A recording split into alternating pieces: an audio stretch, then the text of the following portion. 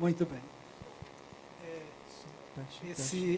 Esse assunto muito importante, né? Cuidados do paciente em casa. Vimos aí vários aspectos, né? O aspecto legal, das questões legais, os cuidados médicos, os cuidados nutricionais, cuidado de fisioterapia respiratória, o envolvimento do paciente, os aspectos psicológicos nesse cuidado, como foi colocado. E agora nós chegamos à hora das perguntas e respostas. Então, a gente convida o doutor Acari. Então, novamente, bom dia para vocês. Nós vamos disponibilizar. No tocante ao aspecto de esclerose lateral amiotrófica, então, antes de colocarmos para perguntas e respostas, um resumo. Eu formei-me aqui pela Escola Paulista de Medicina em 81, eu entrei em 76 na Escola Paulista de Medicina. No meu curso médico de 6 anos, uma escola belíssima, eu não tive uma aula a respeito de esclerose lateral amiotrófica. Nenhuma. Comecei minha residência médica no R1 de clínica médica, 1 paciente, 2 pacientes, 4 pacientes. Eu não gostei muito. Eu não gostei muito por quê? Daquela evolução clínica, com a fraqueza muscular progressiva. Eu não gostei muito por quê? Meus professores falaram que não havia qualquer medicação que poderia interromper a evolução da doença. Era uma doença intratável. Bom, comecei meu R2 de neurologia. R2, um paciente, outro paciente, não gostei também. Fiz o meu R3, terminado o R3, minha pós-graduação foi iniciada em distrofia muscular, porque eu queria músculo, não queria neurônio, não queria nervo. Terminada a condição de mestrado, comecei o doutorado, também distrofia muscular. Terminei doutorado, tive oportunidade de fazer um pós-doutorado em Nova York. E lá no serviço, eu queria trabalhar com pacientes. Mas eu gostaria de distrofia muscular e tinha uma associação de distrofia muscular, cujo padrinho da associação era o Jerry Lewis. O Jerry Lewis, que é mais antigo aqui, sabe muito bem, que é o Jerry Lewis, grande comediante. Obrigado, Quitéria. Obrigado, Geraldo. Obrigado, Sandra. Tá bem? E belíssimo indivíduo, Jerry Lewis. O filho dele tinha distrofia muscular de Duchenne. E ele apadrinhou a Associação de Distrofia Muscular, primeiro congresso internacional de doenças neuromusculares. Eu tive esse congresso que foi na cidade de Los Angeles. Ele foi padrinho. Não só isto, houve um show. E consigo colocar dentro daquele espaço 8.000 pessoas pagantes. Não é à toa que ele era o maior arrecadador de fundos para a Associação de Distrofia Muscular. E esta associação, ela apadrinhou a Associação de Esclerose Lateral Amiotrófica, lá em Nova York. Associação que é conhecida como Associação Lou Gehrig, o nome de jogador de beisebol, que a esposa dele é que estimulava os estudos relacionados à esclerose lateral amiotrófica. Eu queria trabalhar com pacientes, só que eu estava no laboratório. O chefe meu um dia chamou-me e falou, sabe aquele pedido seu, igualzinho do Geraldo, aqui, a respeito do trabalho, uma segunda chance, aquele negócio todo? Com esclerose lateral amiotrófica. Eu falei, com isto? E por que não distrofia muscular? Se você quiser, a chance é esta. E assim eu fui entender um pouco mais o que era esclerose lateral amiotrófica. Porque até então era uma doença degenerativa, evolutiva, irreversível, incurável, incapacitante, intratável. Até aquele momento. E lá na associação, eu vi uma outra coisa, completamente diferente, que vocês viram no filme aqui do seu Carlos. Pessoas voltadas para a vida. Eu me perguntava, como é que alguém pode se voltar para a vida tendo um diagnóstico deste e tendo uma sentença como esta, da esclerose lateral amiotrófica? Eu ficava incomodado com aquilo. Como é que pode? As pessoas eram diferentes, elas eram diferenciadas, muito diferenciadas. Mas um outro detalhe chamou minha atenção, que eles estavam ali aproveitando todos os momentos, mas não como último, diferentemente dos residentes de neurologia. porque terminado o programa de neurologia lá em Nova York, na Columbia University, uma pergunta feita para os residentes que terminaram o curso: qual é a doença que vocês não querem para vocês ou para alguém da família de vocês? De 10 formados, 6 falavam esclerose lateral amiotrófica. E olha que em neurologia tem doença terrível. Tem glioblastoma multiforme, e tem, que mortalidade é 1 ano de vida mais ou menos. E eu perguntava para eles: mas por que vocês não querem a ela, e até preferem o glioblastoma, se o glioblastoma dá menos sobrevida que a ela? Ah, mas a ela a pessoa vai perdendo movimento, consciência preservada, e como que ela fica? O glioblastoma já mata de uma vez, já e acabou. A ela judia muito. Era este o raciocínio que eles davam. Mas eu me perguntava, qual que é o melhor? Será que viver um pouco mais, ou mesmo com sofrimento, ou morrer antes? E alguns falavam, prefiro morrer antes. Aí vinha a história da eutanásia, aquele negócio todo, de ajudar a morrer. Em alguns estados, como Oregon, lá também punha essa possibilidade.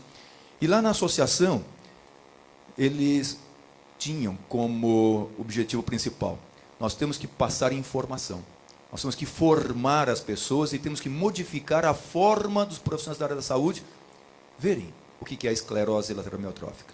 E que eles se modifiquem, que eles comecem a ver como nós vemos, com vontade de viver, seu Carlos, de uma forma intensa.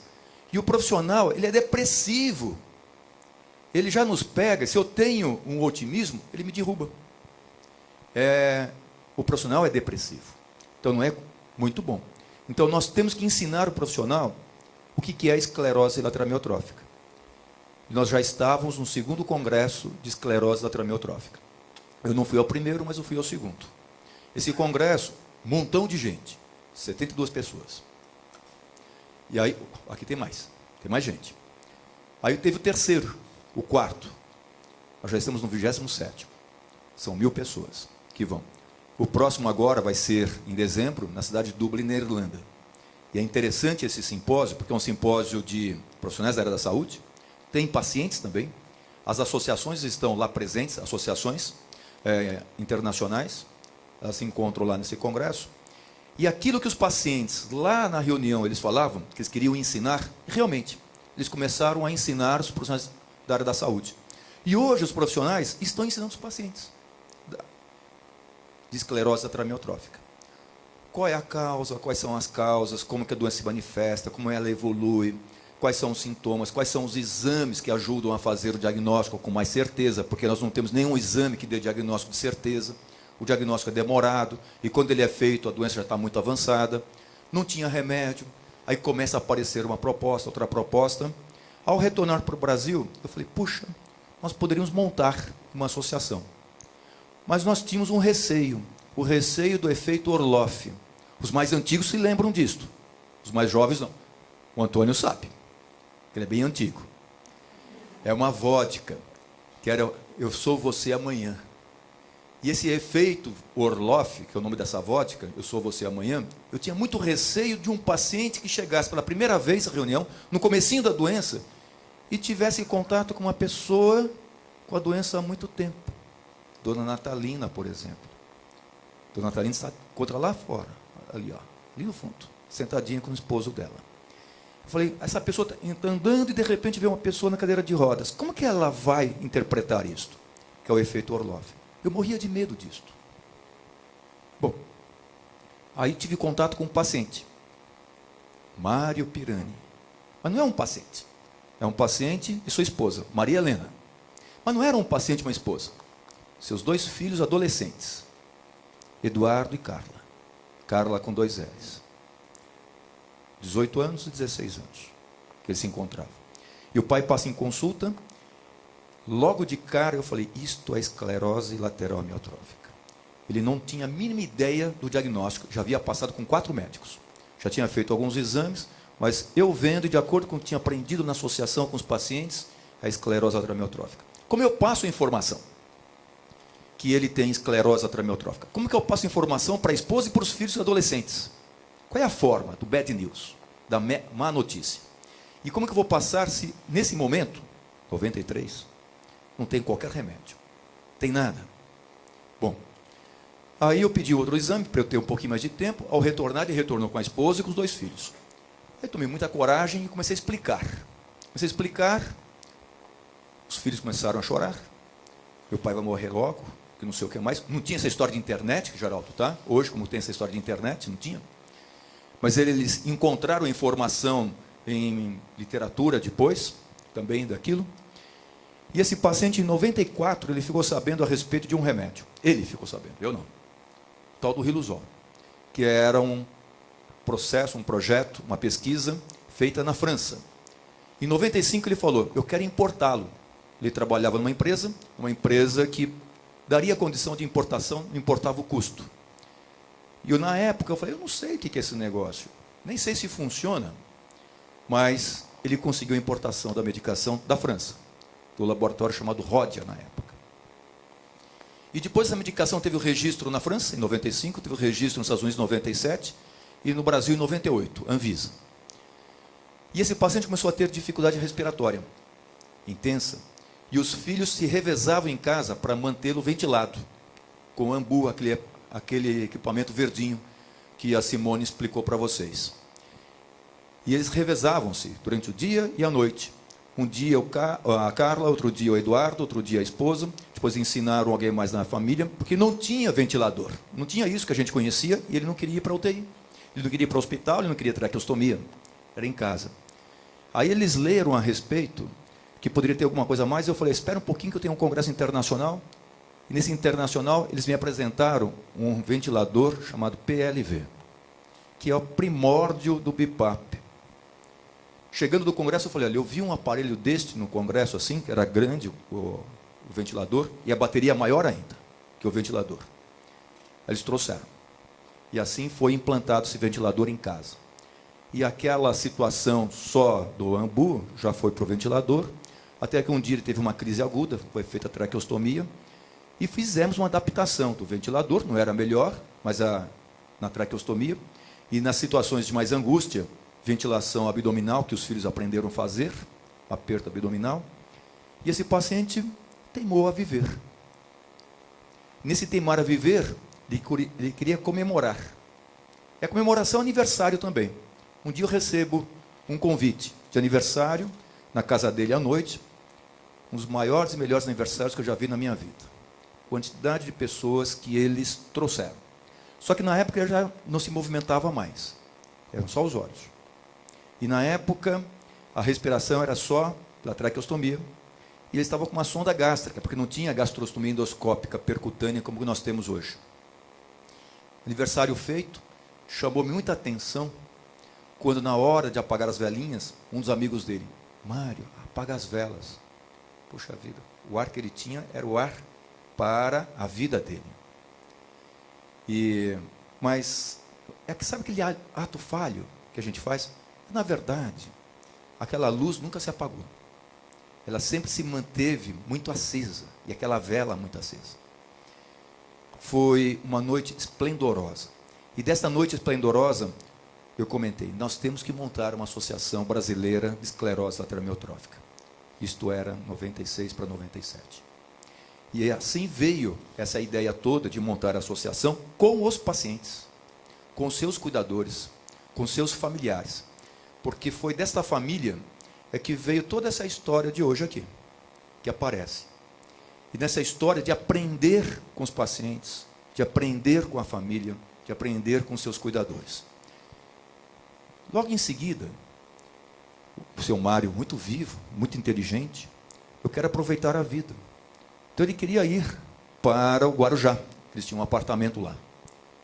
Primeira adaptação no carro com cabo de bateria. Ia com aquele aparelho, descia.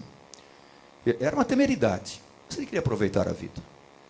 E era interessante porque ele comentava, ainda quando ele não tinha perdido a voz, que o local mais perigoso que tem para um indivíduo ficar é a cama.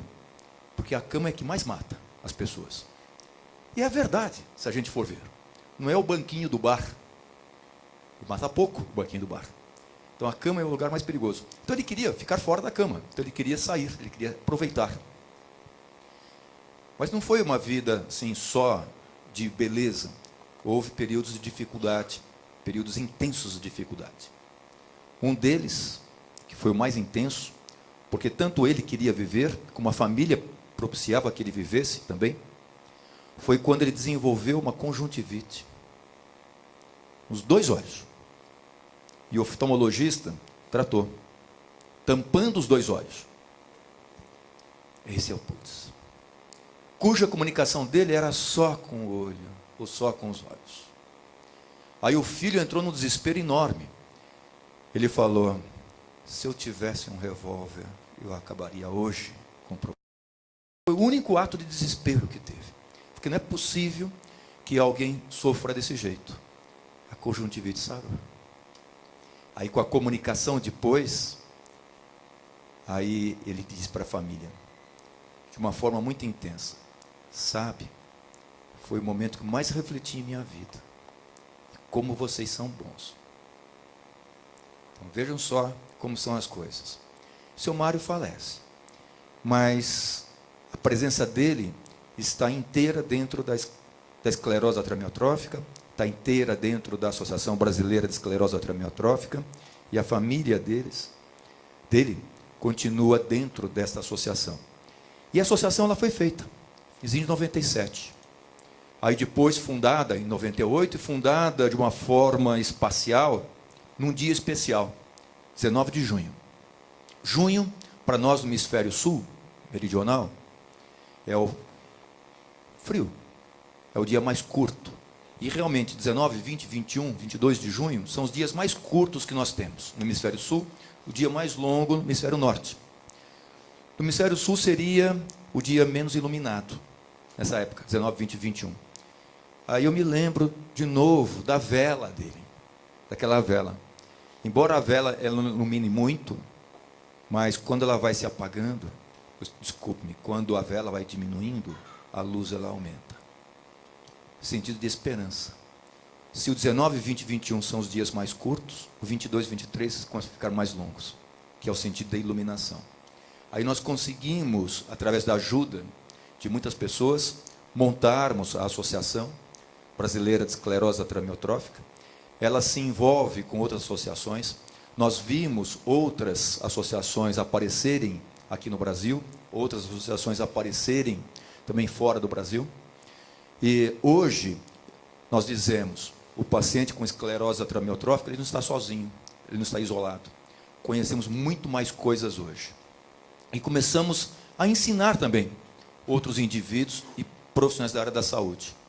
E passarmos os nossos ensinamentos para outros grupos. Um dos ensinamentos veio de uma senhora, internada no Hospital Alvorada, aqui em São Paulo. Internada ela estava por causa de uma paralisia bulbar progressiva. A doença começara pela garganta, com dificuldade para engolir, com dificuldade para falar. Mas as mãos boas, tanto que ela fazia tricô e crochê na internação dela. Só que ela teve uma crise respiratória aguda, foi para a UTI, precisou fazer traqueostomia. Não tinha BiPAP à disposição. E por ter feito traqueostomia, ela tinha que ficar internada no hospital. Mas as mãos boas. Qual que era o problema dela? O problema é que ela tinha um esposo. Casados estavam há bastante tempo. E esse esposo encontrava-se com Alzheimer. E ele só tomava os comprimidos quando ela os dava. Ele só comia quando ela levava o alimento para ele. E naquela internação lá no hospital, foi terrível, porque ele não aceitava o alimento de ninguém. O remédio de ninguém, era só dela. E ela internada no hospital. E eu sou o médico dela. Eu queria desinterná-la, só que como que alguém vai para casa com aquele jeito e ela precisava de auxílio? Foi o primeiro home care de São Paulo. Judicial. E desse primeiro home care, jurisprudência. Ensinou. Apareceu, que a gente está comentando. E ela foi para casa, ela tinha o home care e ela cuidava do outro, que era o esposo dela. E assim foram 2 anos inteiros. Ele faleceu uma semana antes dela. Acabou a missão dela. Então ela estava ali para cumprir a missão. Nós estamos aprendendo com os pacientes com esclerose lateral amiotrófica, isso é muito interessante, é que todos nós temos que cumprir a nossa missão. Foi comentado aqui pela Kelly que ela começou a namorar o Ricardo quando ele era saudável ainda. Na verdade, eu acho que ela cometeu um erro aqui. Na verdade, eu queria dizer quando ele não tinha a esclerose lateral amiotrófica, quando ele não tinha doença. Porque saúde não é o antagonismo de não ter doença. Nós todos temos doenças. Todos, sem exceção, temos doenças. Todos. Mas a Kelly, o Ricardo, a Manuela, são seres saudáveis. Plenamente saudáveis, com dificuldades, com limitações. Saúde é o bem-estar físico, mental, espiritual, social e jurídico. Não tem saúde com injustiça. Mas, se vocês escutaram a fala dela, escutaram a fala dele no comecinho, não tem dúvida nenhuma que eles são seres completamente saudáveis. E tem mais ainda, ela colocou um objetivo na vida, que é compartilhado por ele. Então, ou seja, o talento que ela tem, ela desenvolve para cuidar dele. E, por sua vez, ele dá oportunidade para ela se defender e para evoluir, para que ela possa cumprir a missão dela. E assim como a Manuela está tendo exemplos lindos de pai e mãe. Os pacientes com ela, eles têm nos ensinado isto. Aproveitem todos os momentos. Desenvolvam seus talentos. Mas o talento não é para você. O talento é para o outro. Deus lhe emprestou para você desenvolver para o outro. Isso eu fui aprendendo com os pacientes com esclerose lateral amiotrófica. Quando se fala a respeito do home care, nada mais é do que uma conquista. E essa conquista é para manter a saúde e não para alimentar a doença. E para manter a saúde na sua plenitude. O que eu posso fazer para ter o meu objetivo cumprido, a minha missão cumprida? No que foi comentado aqui hoje, foi exatamente o aprendizado que fomos tendo com as pessoas com esclerose lateral amiotrófica.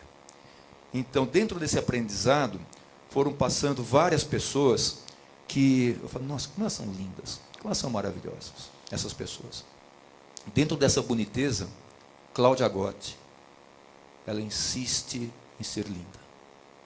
Há 20 anos com esclerose lateral amiotrófica. Dona Natalina e seu Darcio, eles insistem em ser lindos.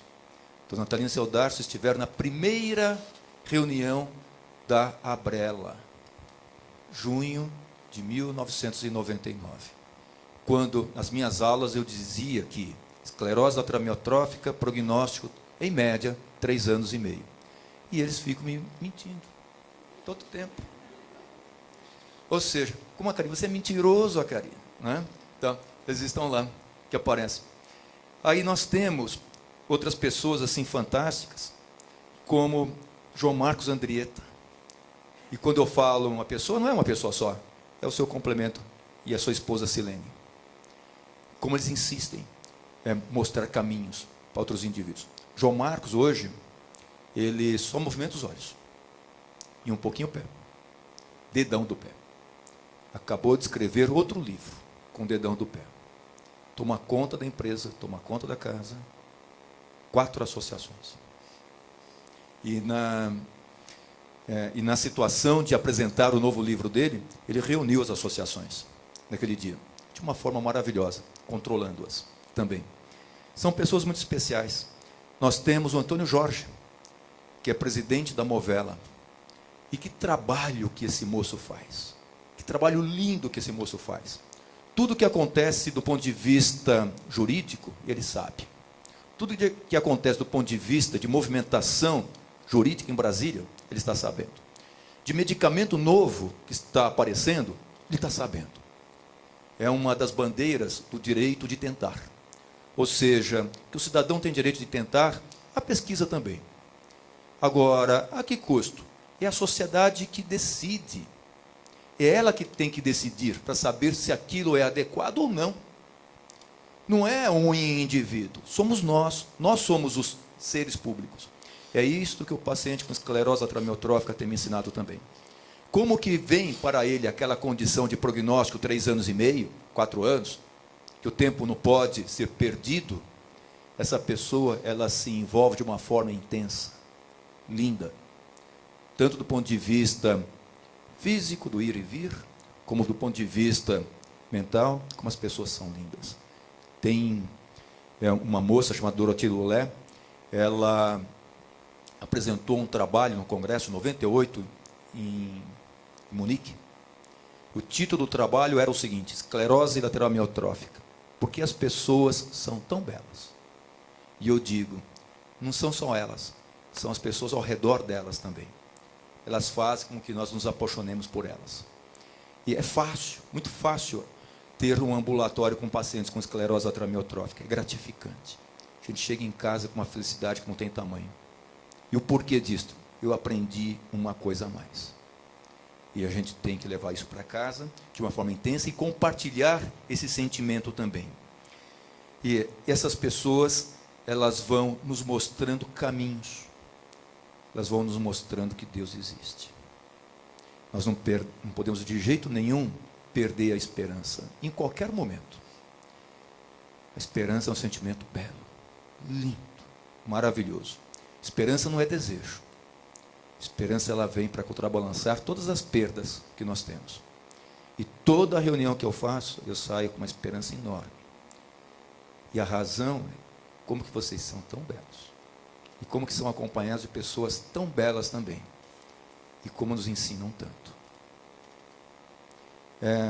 Eu ia colocar perguntas e respostas, mas eu acho que não vou colocar, não. Acho que é assim, vale a pena a gente ir para casa com um sentimento de grandiosidade. E eu vi um vídeo que vou compartilhar com vocês, mas gostaria de apagar a luz. Só quem pode apagar a luz, por gentileza.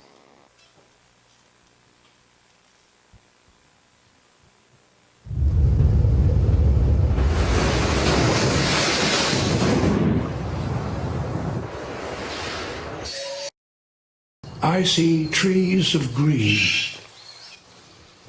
red roses too.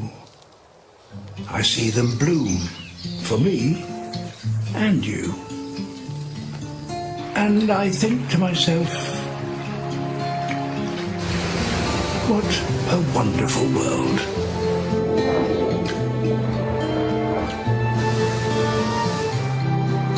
I see skies of blue,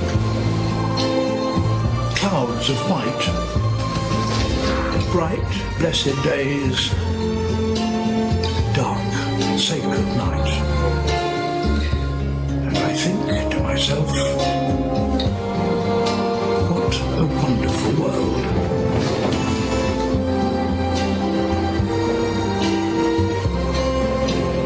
The colours of a rainbow, so pretty in the sky, also on the faces of people going by. I see friends shaking hands, saying, how do you do? They're really saying, I love you. I hear babies cry. I watch them grow. They'll learn much more than I'll ever know. And I think to myself, what a wonderful world.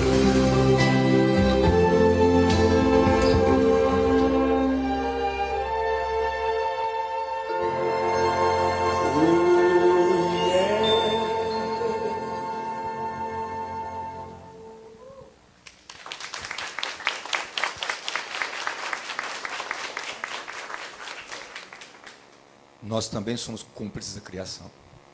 Bom dia para vocês.